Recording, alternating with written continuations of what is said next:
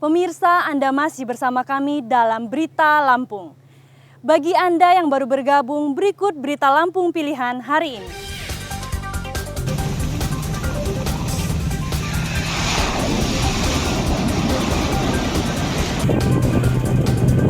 Seorang pengunjung wisata pantai tenggelam terseret ombak besar.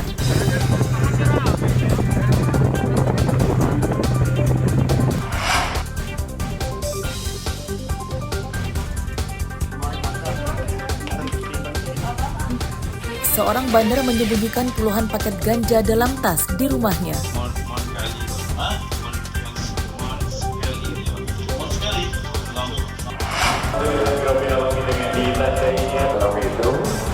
Pemerintah dirikan toko sembako murah, tekan inflasi daerah.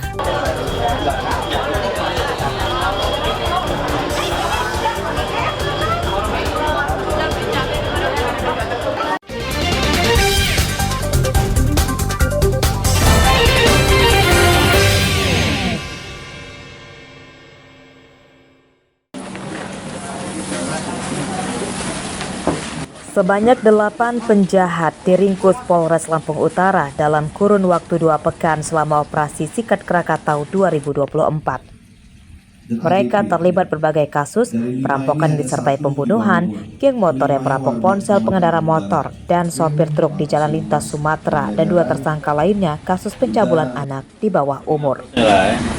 Kasus yang menonjol adalah pembunuhan Sumini, seorang ibu rumah tangga di Kelurahan Kelapa 7, Kota Bumi Selatan. Tersangka Sadadi menganiaya korban hingga tewas pada akhir pekan lalu karena sakit hati diejek belum memiliki keturunan.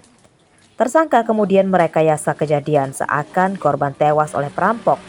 Dari rumah korban, Sadadi merampas ponsel dan barang berharga lainnya. Pada kasus ini, polisi telah melakukan prarekonstruksi dan menemukan dugaan indikasi pembunuhan berencana oleh tersangka. Totalnya ada 8 ya, di bawah umur ada 1 orang. Salah satunya yaitu kejadian pencurian dengan kekerasan yang mengakibatkan korban meninggal dunia. Yang kedua kejadian yaitu kejadian ada 3 TKP kalau salah ya, di jalur lintas tengah wilayah Lampung Barat. Kami berhasil mengamankan 5 tersangka, inisial I, DA, MP, MDR, dan ADP. 2 motor, senjata tajam, dan beberapa ponsel disita dari tangan tersangka. Ardio Haba melaporkan dari Lampung Utara.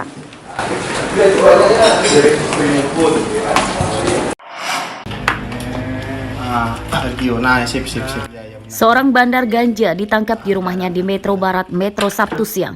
Tersangka Francisca Niko tidak melawan, namun ia awalnya bersikeras tidak mau menunjukkan di mana ganja miliknya disimpan. Polisi menggeledah seluruh ruangan di rumah tersangka. Sekitar hampir 1 jam penggeledahan, polisi akhirnya menemukan tas berisi puluhan bungkus ganja siap edar. Tersangka akhirnya mengakui perbuatannya bahwa ganja dipasok oleh seorang temannya warga Batanghari, Lampung Timur. Dalam pengembangan lanjutan, polisi kemudian menangkap teman tersangka bernama Delta Pandu yang berperan sebagai bandar dan pemasoknya Rizky Deri Irawan. Ketiganya kini ditahan di Mapolres Metro. Dari tanggal 10 sampai tanggal 23, Sat Narkoba Polres Metro berhasil mengungkap jaringan bandar narkoba di wilayah hukum Kota Metro. Adapun inisial tersangka identitasnya atas nama NF, DP, dan RD. Dalam penyidikan, polisi mengungkap para tersangka memasarkan ganja di media sosial dan para pembeli umumnya adalah para remaja. Kasus ini masih dikembangkan polisi untuk memburu pengendali jaringan ini. Asep Saifullah melaporkan dari Metro.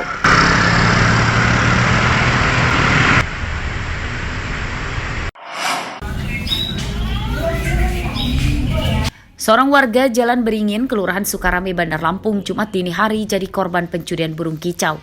Padahal burung milik Syaiful Bahri yang hilang jenis kolibri yang harganya di kisaran seratusan ribuan rupiah. Burung?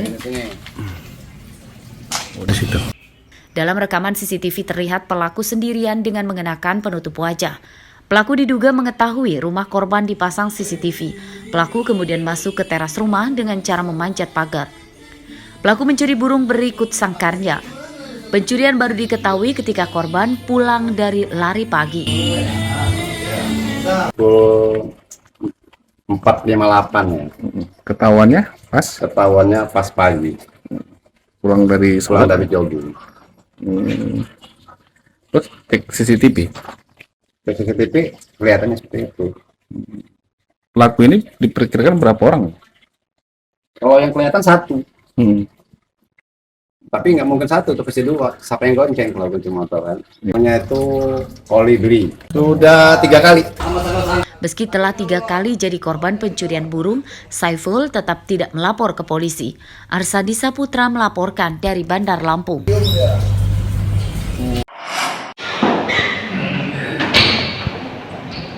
Memenangkan gugatan pra-peradilan rupanya tidak membebaskan Roni Hasudungan Purba dari jeratan hukum. Jumat pagi, Kepala Laboratorium Pengujian Teknik Sipil Universitas Bandar Lampung ini tetap menjalani sidang dalam perkara korupsi yang menjeratnya di Pengadilan Negeri Tanjung Karang, Bandar Lampung. Pada sidang perdana ini, jaksa membacakan dakwaan terdakwa Roni Hasudungan yang terlibat korupsi jasa konsultasi konstruksi di Inspektorat Lampung Utara. Dari anggaran proyek lebih dari 1 miliar rupiah, negara dirugikan sebesar 200 juta rupiah. Modus korupsi adanya pembayaran kegiatan fiktif. Tempat tinggal di Perhubungan Puspakan sana. Tentang penunjukan pejabat yang berwenang menandatangani surat perintah membayar dan mengesahkan surat pertanggungjawaban serta jasa masuk bendara penerima, bendara pengeluaran dan pengurus barang di lingkungan pemerintah Kabupaten Lampung Utara tahun 2021 serta selaku anggaran tahun 2022 pada waktu yang sudah tidak bisa ditentukan dengan pasti hari, tanggal dan jamnya dalam bulan Oktober tahun 2021 sampai dengan bulan September tahun 2022. Roni Hasudungan sebelumnya memenangkan gugatan pra-peradilan di Pengadilan Negeri Kota Bumi, Lampung Utara. Namun kasusnya tetap berlanjut karena berkas dakwaan terdakwa lebih dulu masuk di Pengadilan Bandar Lampung.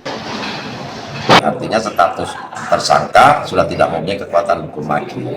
Nah, nanti putusan pra-pid akan kami jadikan buktian sebelum putusan selah. Yang kedua, salah satu tersangka atau terdakwa Pak Inspektur Lampung Utara itu juga mengajukan pra-pid sebelumnya dan dinyatakan dikabulkan putusan pra-pid. Nah, karena dinyatakan pra-pidnya dikabulkan, maka status tersangka Pak Inspektur juga tidak mempunyai kekuatan hukum. Pada kasus korupsi ini terdapat 2 tersangka. Selain Roni Hasudungan, Kepala Inspektorat Lampung Utara Erwin Syah juga sempat ditahan. Namun Erwin Syah akhirnya bebas dari segala jeratan hukum setelah memenangkan gugatan pra-peradilan. Arsadi Saputra melaporkan dari Bandar Lampung.